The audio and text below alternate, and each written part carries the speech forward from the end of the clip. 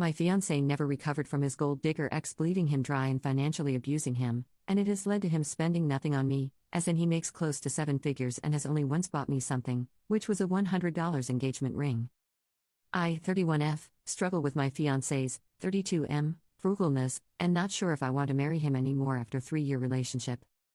Throwaway as my fiance follows my regular account. I met my fiance 3 years ago. He came out of an abusive marriage just 2 years before we met. One of her absolute abuses was financial. She bled him dry.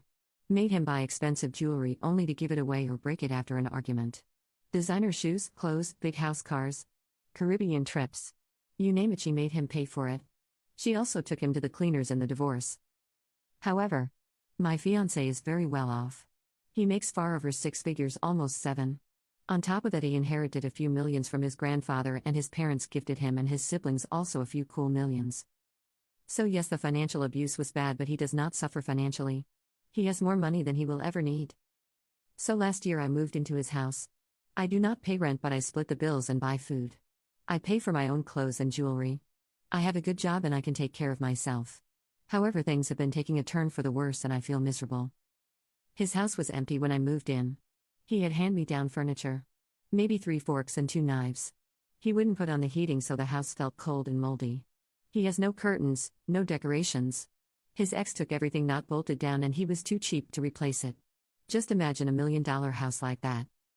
I am grateful that I can live in his house. It is something I could never afford myself.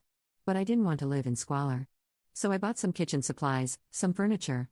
But at some point I realized I was dipping in my savings all the time and he did nothing. I looked into curtains, but those things are expensive. His house has so many windows, it is crazy. I didn't want to pay for this anymore. I told him I needed a fund to furnish his house. He blew up at me that I was just with him for his money. I pointed out all the money I spend on his house. The gifts and the trips, because he pays for nothing ever. Because he wants to be sure I am not here for the money. The fact is, if we break up I have nothing. The house is not mine. If I spend all my savings on his house I will be left with absolutely nothing. He wants a prenup and I am fine with that, but I can't help but feel used. Next to that, I am jealous of his ex-wife. I feel like she got treated and I am neglected. He proposed to his ex on a cruise with a $10,000 white gold diamond ring. I got the rhodium-plated Swarovski stuff that might cost like $100. The proposal was at a picnic in the park I organized, paid groceries for and slaved in the kitchen for. I almost said no out of pure disappointment. However, I am afraid to bring it up and to be called a gold digger. I don't want to be funding a millionaire's lifestyle. He loves everything as long as I pay for it. As soon as he has to pay, it is frivolous, unnecessary. I can live like a poor person by myself. At least the fact there are literal millions lying around doesn't hang over me to bum me out. And I would just be paying for my own lifestyle. Would I be a jerk for calling of a wedding purely for financial reasons? Because I love this man, but I imagine our cheap wedding in contrast to his extra extravaganza. Will our future kids be able to have some luxuries? Or only if I pay for it? What if I ever become a stay-at-home mom? Will I have to beg to put the heating on? Update 1. Okay, I hope this update makes sense because I am very confused and not really doing that well at the moment. Well, Reddit, you changed my life. Thank you so much for all your ideas and insights. Honestly, I don't think I would have had the courage to do what I did without you guys. I went to therapy, took the day off just to get my racing mind to calm down.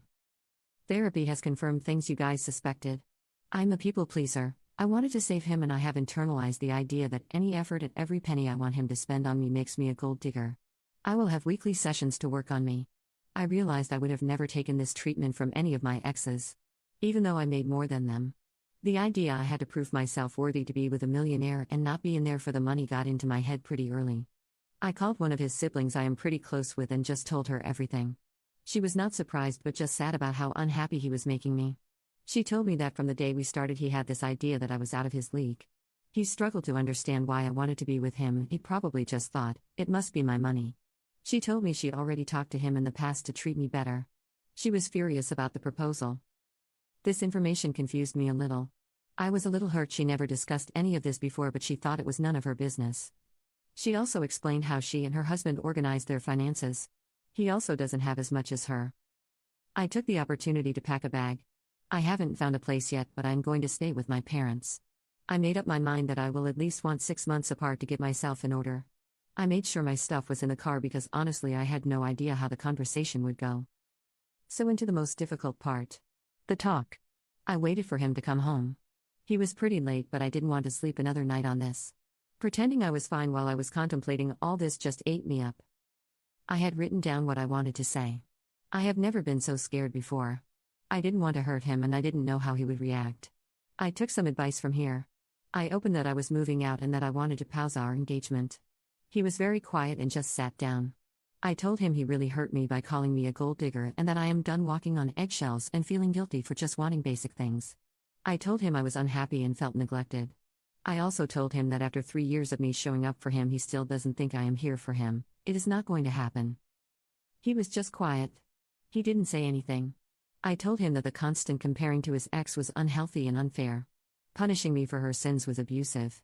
I told him comparing her to me all the time has triggered me comparing myself to her and starting to feel like she was worth more than me. One of the things about her was mostly ungratefulness. He would do nice things for her, but it was never enough. The thing is, he doesn't do nice things for me and I have to be grateful for the pleasure of picking up the bill. I told him he was not ready for marriage. That I dreaded having kids with him and lived like this. That is, didn't trust he would take care of me if I would become a som. And at that point I just called him abusive and a user. I was getting pretty angry saying all this out loud. Losing my composure and script a little bit.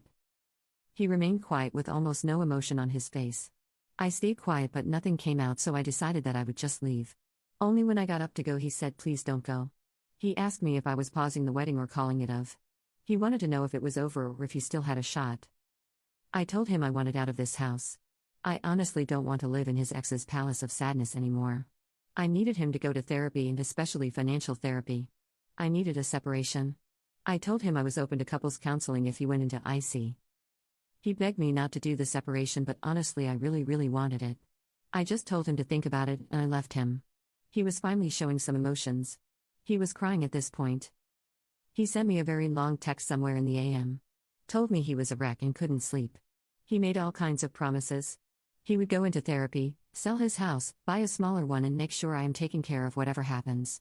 He said he would help me decorate and we will make a home. He again asked me to please come home.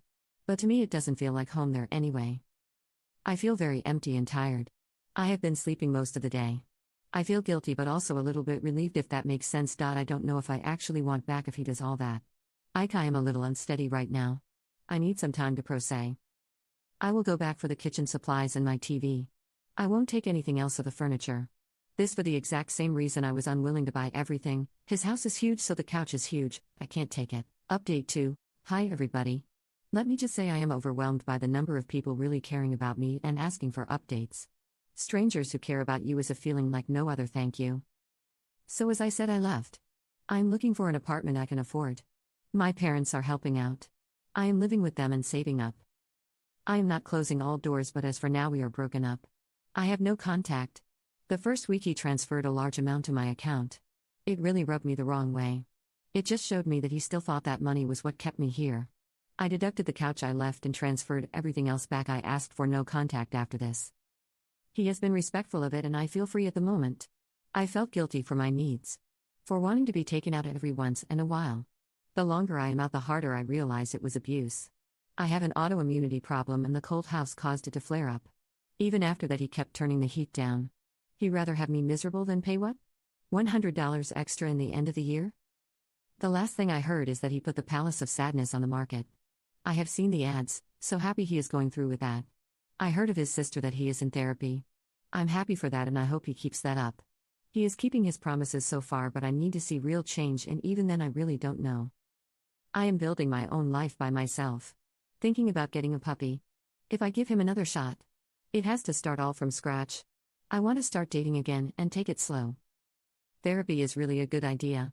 I now know I was just bringing this on myself as a people pleaser. Savior. Wanting this man to be happy so bad I forgot about myself. Never again. So that is all there is to say, really. Update 2. Thank you for everyone reaching out to me. I have closed in on a little apartment for myself. I got a puppy. After being in a home where I was truly loved, my parents, I realized how sad, cold and alone I had been. Over time I went blind for a lot of things. Blind to a comfortable home temperature. Comfortable with thinking about it every penny spent. Feeling guilty for buying that dress I wanted for so long that was finally on sale. Feeling entitled for wanting date nights.